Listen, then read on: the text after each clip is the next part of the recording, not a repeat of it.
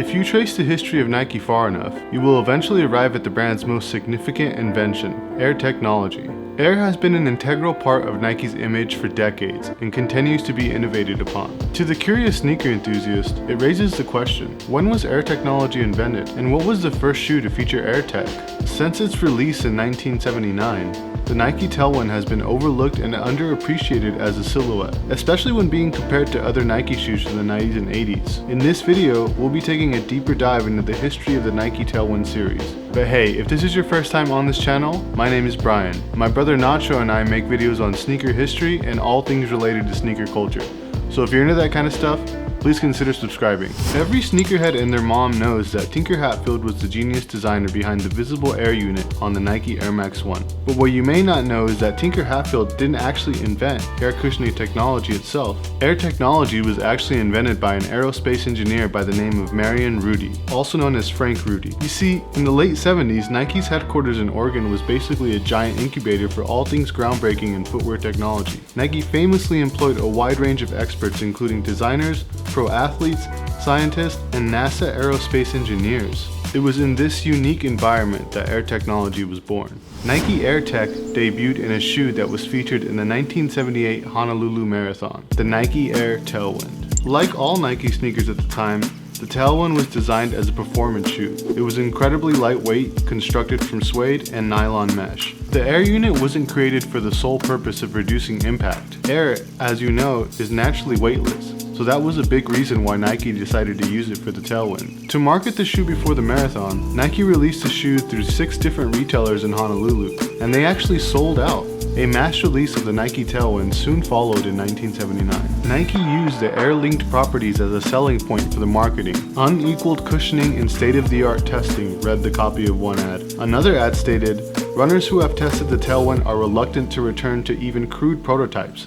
It is the most comfortable shoe they've ever worn. According to Nike's bold advertising statements, the Nike Tailwind increased stamina and distance running ability, while reducing knee and leg fatigue. It sounds pretty corny, right?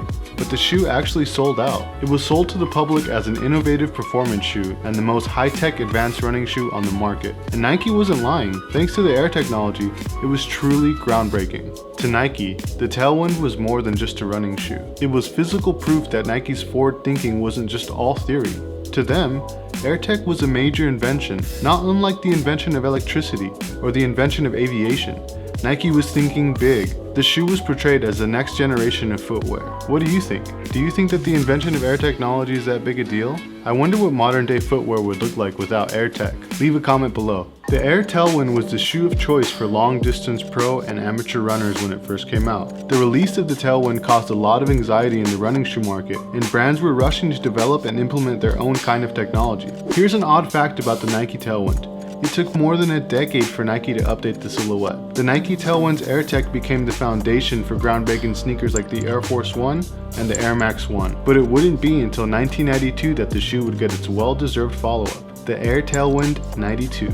Nike introduced a new version of the Tailwind just in time for the 1992 Summer Olympics in Barcelona. The release fully transformed the silhouette to a modern runner and a lower profile alternative to Nike's Air Max flagships. It was a huge departure from the original Tailwind. It did, however, sport visible air, allowing people to see the technology that the Tailwind had pioneered. Nowadays, the visible air unit is a trademark for Nike, but back then, it was trend-setting. The Nike Air Tailwind 92 sparked the beginning of a new era for the company. During the 1990s, Nike's entire Tailwind series actually played off the 92 version of the shoe and not the original version, which came out in 1978. Gone were the days when the Tailwind looked like what it sounded like, a sleek, slim, aerodynamic shoe. Instead, the Air Tailwind shoes that followed were bulkier and very much in line with the general aesthetic of the late 90s. By the time the Tailwind 96 came out, Nike's Tailwind series had already been known for offering some of the most versatile running silhouettes on the market. The Nike Tailwind 96 featured an attention-grabbing design with a bulky upper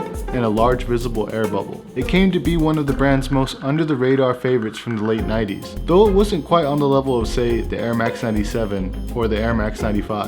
In 1997, the Nike Air Tailwind 2 was released. The shoe featured a wave effect on the upper, which seems like a design cue taken from the Air Max 97, released the same year. The shoe is alarmingly similar to the Reebok Daytona. Here they are side by side to each other, What do you think? It was a dope shoe, but it couldn't compete with the Air Max line at the time. Like most of the shoes from the Nike Air Tailwind series, the Air Tailwind 4, released in 1999, drew on Nike's most recent Air Max. In this case, it was the Air Max Plus. The Tailwind 4 was built around the same chunky outsole as other Tailwinds, but it featured the Air Max Plus's iconic swaying lines and borrowed the famous whale-inspired shank. Alright, now for my favorite part in the entire history of the Tailwind. If you lived through the release of the Tailwind 4, then you may remember how expensive the shoe was when it came out. This made the shoe a status symbol in the streets. In Australia in particular, it became known as the most stolen shoe in Australian shoplifting history. It eventually led to the shoe being nicknamed the Jailwinds. As the name suggests, it came to be seen as a symbol of prison royalty. Former Australian prison inmates interviewed by the media company Vice said that, along with the high price making them collectible, the Tailwind 4's comfort was important in prison. As one inmate put it, everyone wanted them because they were so comfortable, and in jail there's nothing to do all day but cut laps of the yard and stretch the legs. We were on our feet all day, so you want to be in something comfy. Over the years, Nike has released different kinds of Tailwind models, but none have earned the same type of street cred or had the same technological breakthroughs as the OGs. But the original 1978 release still remains a desired retro by sneaker enthusiasts. From marathons to prison yards and a recent Supreme collab,